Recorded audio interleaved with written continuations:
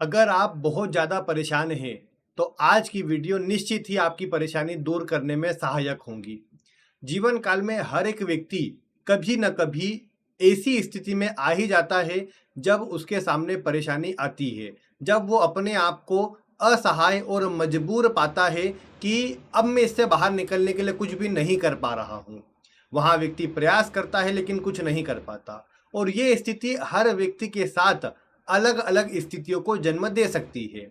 जहाँ कुछ लोगों को लगेगा कि उनके मन में बहुत सारे आइडिया है लेकिन वो उन पर अमल नहीं कर पा रहे, वो उन अवसरों का लाभ नहीं उठा पा रहे, किसी भी कारण से या तो खुद से टाल रहे हैं या वो सही अवसर नहीं मिल रहा जिससे वो उसमें आगे बढ़ सके। कोई न कोई स्थिति उन्हें रोक देती है। कुछ लोगों को उनका स्वास्थ्य या घर परिवार की जिम्मेदारी रोक देती है, तो वहीं कुछ लोगों को अन्य कोई समस्या सामने ऐसी आ जाती है कि जिसके कारण वो अपनी उस परेशानी वाली स्थिति से बाहर नहीं निकल पाते। अब आपके साथ जो भी परेशानी हो, वैसे तो देखा जाए तो राशि अनुसार हर एक व्यक्ति कोई ना कोई परेशानी में होगा और ये जीवन है, परेशानी साथ साथ चलती रहती है। लेकिन जब भी परेशानी बढ़ती है तो व्यक्ति ज़्यादा चिंतित होता है। जैसे पिछले कुछ दिनों में अगर आपने गौर किया हो तो मीन राशि वाले जितने भी लोग थे उनको व्यर्थ का गुस्सा, फ्रस्ट्रेशन या चिंता जैसी जो स्थितियां थी वो बढ़ती नजर आई थी। उनको समझ नहीं आ रहा था कि आखिर क्या करे। अभी भी धीरे धीरे स्थिति सुधरने तो नहीं लगी लेकिन कम से कम स्थिति में कमी आई है। जो खराबियां थी उनमें रुकावट, जो परेशानियां थी उनमें कमी आई है। लेकिन मुख्य बात क्या है कि ये भी इस तरह का प्रभाव मीन वालों को मिला कि जिसमें गुस्सा, चिड़चिड़ापन, कुछ भी न कर पाने वाली चिंता मन में बनी हुई थी। दूसरे नंबर पर यदि आप देखो तो जितने भी लोग मेष वाले हैं वो धन को लेकर के चिंतित है कि धन कहाँ से आएगा, कैसे करेंगे, कैसे काम होगा, इसी तरह की चिंता उनके मन में है। सिंह वालों को भविष्य को लेकर के चिंता है कि आखिर भविष्य सही से रहेगा या नहीं, कोई परेशानी तो नहीं आएंगी, क्योंकि आगे कुछ न कुछ चिंता उनको नज़र आ रही है। अब ये लगातार इस तरह की बातें जो आपकी जो राशि है उससे कुछ न कुछ बातें इस तरह के निकल के आ ही जाती है और ये अभी देखने को मिलता है जीवन में। मैंने जो राशियों का बताया वो राशि वाले मिला सकते हैं। लेकिन मुख्य बात क्या है? मुख्य बात यह है कि जब भी आपके जीवन में एक बड़ी परेशानी आ जाए और आपको लगे कि अब इस परेशानी से निकल पाना संभव नहीं, या फिर मैं इसमें इतना फंस गया हूँ कि अब दूसरा कोई मार्ग मुझे नज़र ही नहीं आ रहा, और जहाँ व्यक्ति के मन में बुरे ख्याल आने लग जाते हैं, उस स्थिति से व्यक्ति को निकालने का सामर्थ्य अगर किसी उपाय में है तो मैं आज जो आपको उपाय बता रहा हूँ ये अवश्य से आपकी इसमें सहायता करेगा। नमस्कार, आपका स्वागत है एक आज अत्यंत महत्वपूर्ण वीडियो में। और इस वीडियो में मैं आपको आगे बढ़कर सभी जानकारी दूँ उससे पहले एक ही बात आपको कहूँगा कि यदि आप वास्तविकता में परेशान हैं तो ये वीडियो आपको मिलेंगी और आप इसे पूरा देखकर ही इसको करने का प्रयास करें। दूसरी बात, यदि आपको जल्दी है, इतनी परेशानी आपको नहीं है तो आप छोड़िए, ज़्यादा आप चिंता में ना पड़े और अपना काम करिए, वो सबसे अच्छा रहेगा। क्योंकि व्यर्थ में आपको लगेगा मैं भाषण दे रहा हूँ, लेकिन जो परेशान है वो समझेगा इस वीडियो को।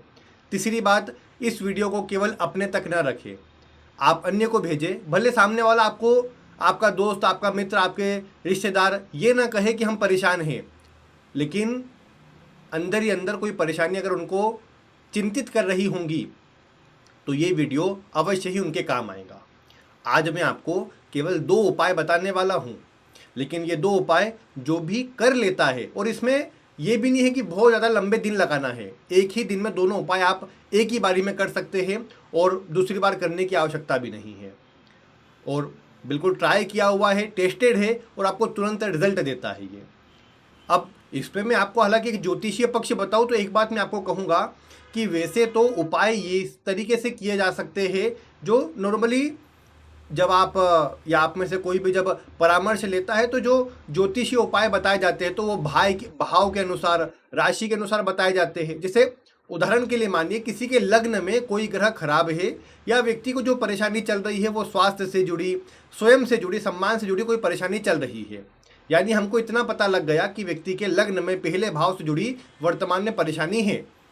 अब यहाँ उपाय क्या है? आपका लग्नेश कोई भी है, आपका पहले भाव का स्वामी कोई भी है, कोई भी बैठा है, कोई भी ग्रह लग्न को खराब कर रहा है, उससे कोई मतलब नहीं है।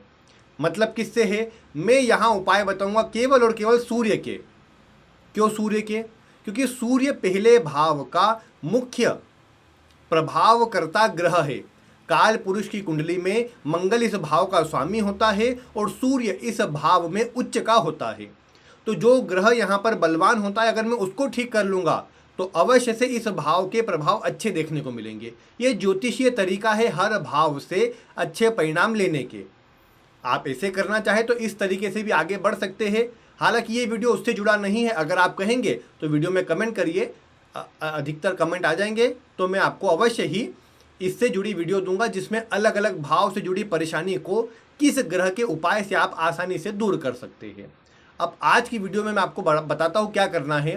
देखो, सबसे आसान तरीका और उपाय ये है, आपने सुना होगा, आप में से बहुत से लोगों ने कभी न कभी इस उपाय को किया होगा। ये उपाय है, पहला उपाय है, ध्यान रखिए, पहला उपाय हो सकता है बहुत सारे की कंडीशन ऐसी रहे कि वो अलाउ ना कर पाए। पहला उपाय है तुला दान करने का। हर एक व्यक्ति इतना फाइनेंशियली मजबूत नहीं होता कि वो किसी भी समय तुला दान कर सके।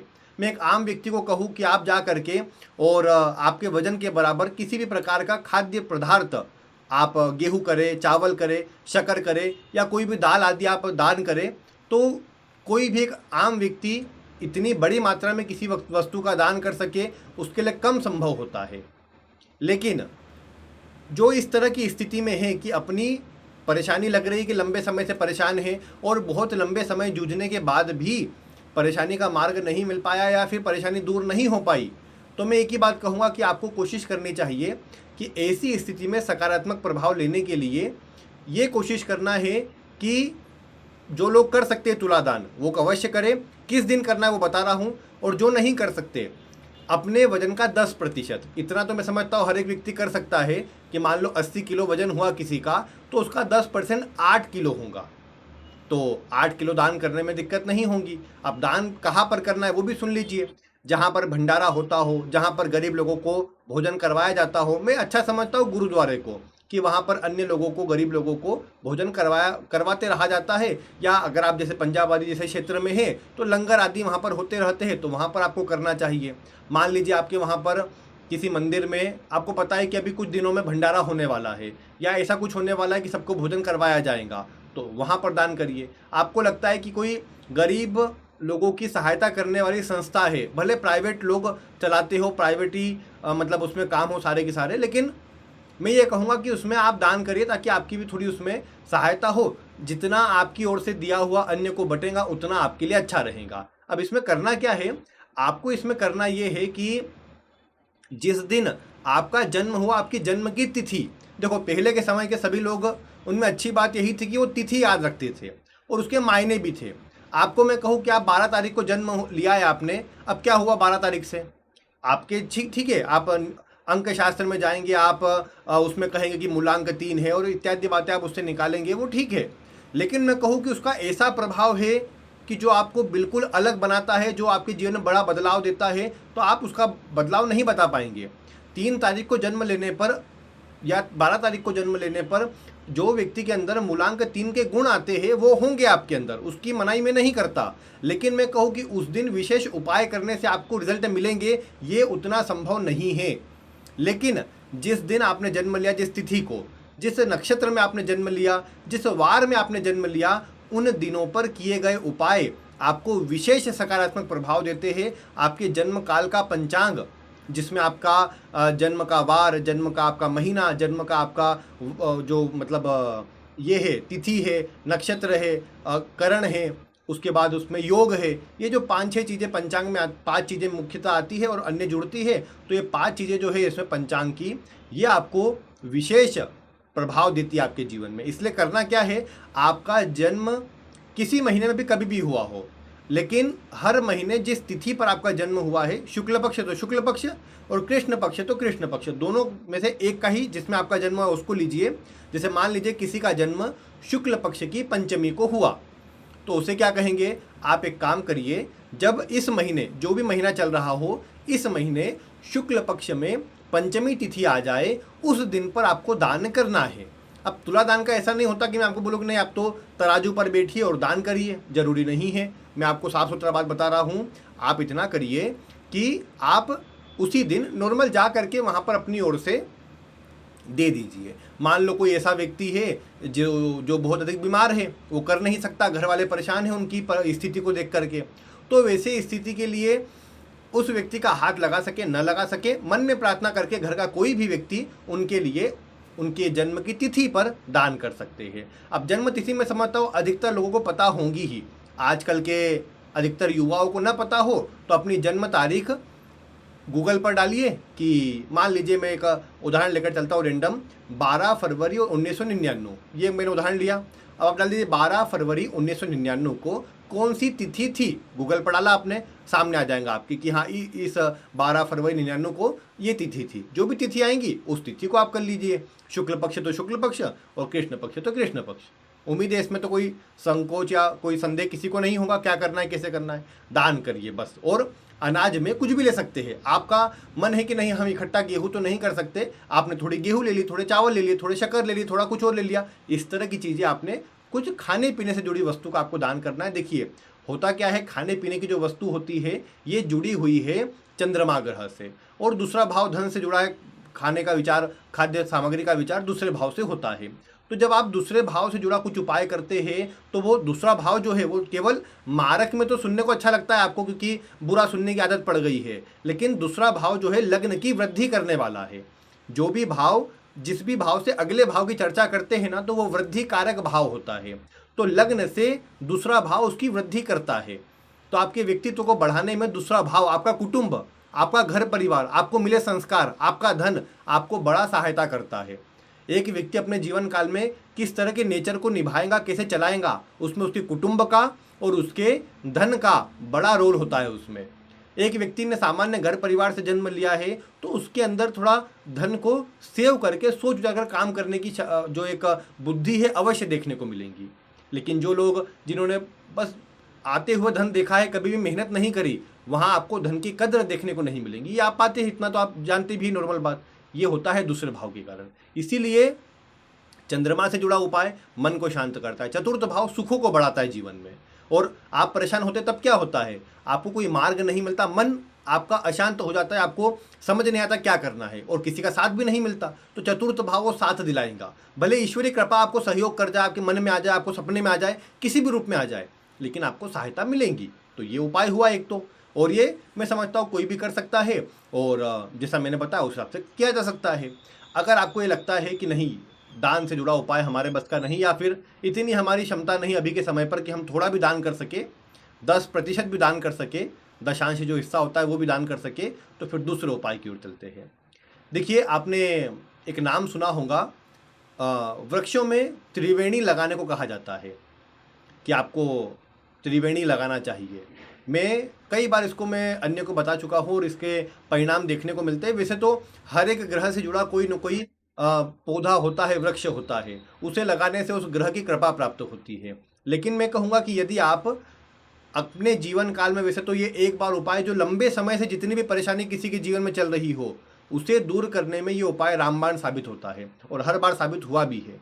आपको बस एक ही काम करना होता है कि आपको स्वयं से एक मतलब 3 जो पौधे होते हैं, कौन कौन से, पीपल, आंवला और नीम, ये तीनों को आपको किसी भी अच्छे स्थान पर लगाना है। अब शहरों में रहने वालों के लिए तो समस्या है कि इतने सारे 3-3 पौधे और जो बड़े बड़े हो जाएंगे इन्हें कहाँ लगाया जाए, लेकिन कोई अच्छा स्थान ढूंढेंगे तो देखो ढूंढने पे कहते भगवान मिल जाते हैं।